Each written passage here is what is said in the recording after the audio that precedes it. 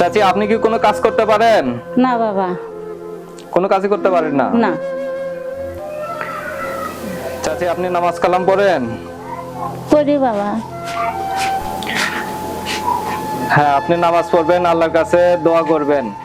আল্লাহ দোয়া করি বাবা, তা কিছু না। আল্লাহ কোনো একটা উপায় অবশ্যই বাইর করে দিবে। উঠে করে, গরিবের কোনো ইয়ে নেই।